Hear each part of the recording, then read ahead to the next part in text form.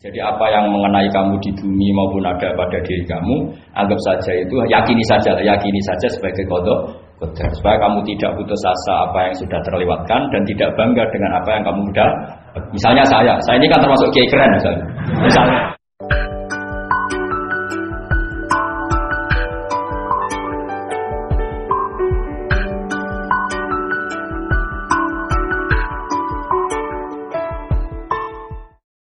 Ya.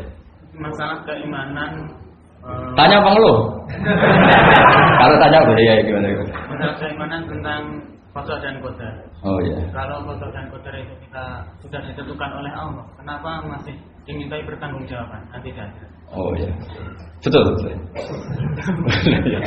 Ya seperti mukadimah saya tadi ya. Jadi ngaji itu harus kafah. Kafah itu artinya komplit. Jadi Nabi dalam banyak hal yang momennya tepat ya menganalisis dengan qada qadar, tapi dalam banyak hal juga melarang orang membicarakan qada qadar. Jadi misalnya gini, kamu kadung ditakdir pernah punya dosa dan kamu ingin tobat, maka dosa yang masa lalu anggap saja qada qadar, terus keinginan tobat itu anggap aturan syariat. Jangan lalu setelah qada qadar kamu tidak berkeinginan tobat. Ini penting saya utarakan karena Nabi itu ngendikan pasti dua kali. Saya jamin di setiap konteks sosial Nabi pasti ngendikan dua kali. Dua kali itu dua solusi. Nabi pernah ngendikan idza dzikiral qadar fa'amsiku wa idza dzikra ashabi fa'amsiku. Jika umatku telah menjustifikasi qadar dan qadar fa'amsiku, kamu jangan ikut-ikut. Karena nanti akan yang zina enggak apa-apa, saya sudah qada qadar, yang maling ya enggak apa-apa karena sudah qada. Wah bahaya, bisa hancur syariat garis seperti itu. Tapi ada banyak hal yang Nabi mengisnadkan itu ke qada qadar. Kayak cerita Nabi Musa dan Nabi Adam. Ada kan di hadis Sahih itu jelas. Ini dengerin, ini betul di hadis Sahih. Nabi Musa itu saking Israelnya, memang beliau orang apa? Pertama, semua nabi kan pasti ngalami diangkat ke alam roh. Nabi loh ya, tidak sampean nabi. Sama tidak usah ambisi begitu, nabi ini. Ketika beliau diangkat di alam roh itu ketemu Nabi Adam. Padahal Nabi Adam kan Abul Basar, tokoh utama ada. Pertama ketemu langsung ngomong gini, anta Adam, kamu betul yang namanya Adam? Ya saya Adam.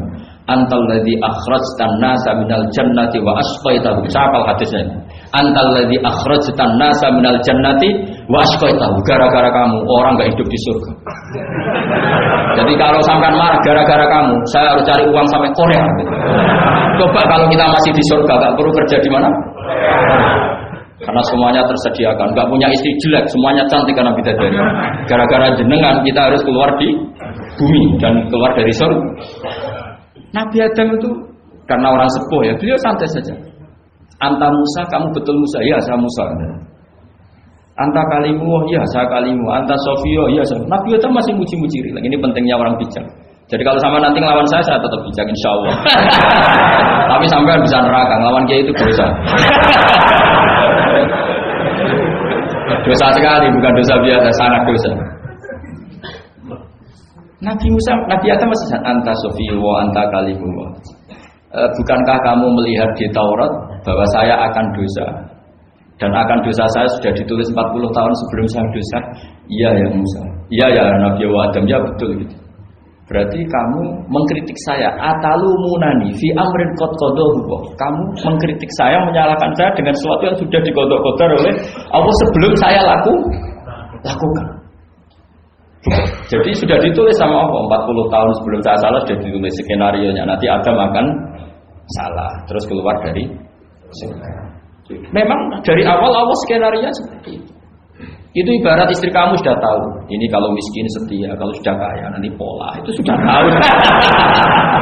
Tapi anehnya istri kamu ketika nyata pola kok tidak siap. Padahal sebetulnya sudah tahu, dia kan. Makanya saya kalau ngaji di mana-mana bilang, kelirunya orang Indonesia itu satu.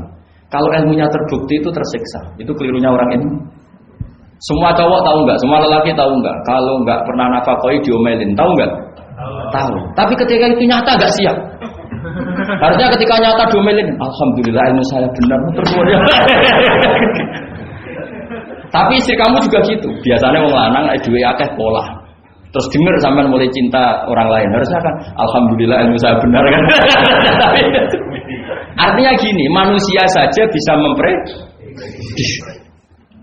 Kan nggak mungkin kita nyifati Allah nggak tahu Nabi Adam salah sebelum nyata-nyata. salah. Tentu itu tidak mungkin. Nah, maknanya qada qadar kira-kira gitu. Allah itu tahu apa yang akan terjadi. Tapi tetap saja ini nggak boleh dipakai justifikasi untuk maksiat. Makanya jelas aturan Quran, saya mohon kamu nggak boleh salah. Ini nanti saya baca, saya hafal tapi ini biar tamu ayatnya. Itu ayatnya kan ma asaba musibatin fil ardi wala fi anfusikum illa fi kitabim min qabli an nabraha inna dzalika 'ala Allahi yasir likai la ta'saw 'ala ma fatakum wa la tafrahu bima. Jadi apa yang mengenai kamu di bumi maupun ada pada diri kamu, anggap saja itu yakini saja sebagai qada qadar supaya kamu tidak putus asa apa yang sudah terlewatkan dan tidak bangga dengan apa yang kamu sudah. Misalnya saya ini kan termasuk kiai keren misalnya. Itu saya tidak pernah bangga karena memang ditulis kalau suatu saat Gus Baha itu keren. Jadi bangganya di mana? Kan sesuai skena kita. Jadi untuk menghilangkan ujub bangga itu dengan cara iman sama qadar qadar. Terus likaila ta'saw 'ala fatakum, kamu tidak perlu putus asa dengan apa yang sudah kelewat. Misalnya masa lalu kamu ya tadi diusir istri, suami, macam-macam lah, utangnya banyak, wes sudah bangkit saja, sudah takdir. Jadi mungkin ada yang menyarikan, coba ini carikan, mungkin di surat Hadid itu apa yang nanti dicari ayatnya. Pokoknya ayatnya tadi apa? Ma asoba min musibatin fil ardi wala fi anfusikum apa? Illa fi kitabim min qabli an nabraha inna dzalika 'ala Allahi yasir likaila ta'saw 'ala ma fatakum wala tafrahu bima ada.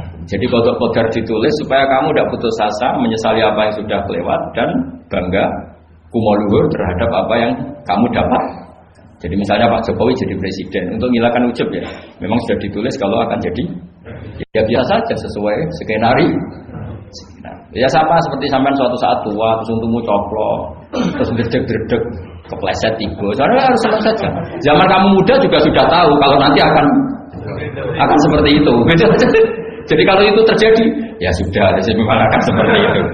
Jadi ringan saja. Ini pentingnya ngaji. Jadi sesuatu itu mudah sekali kalau dianalisis dengan dengan ya cukup ya. Satu lagi aja kan. Kalau nggak salah itu surat Hadid. Biar ditahukan suratnya. Diumumkan coba. Surat apa? Hadid itu. Hadid 22.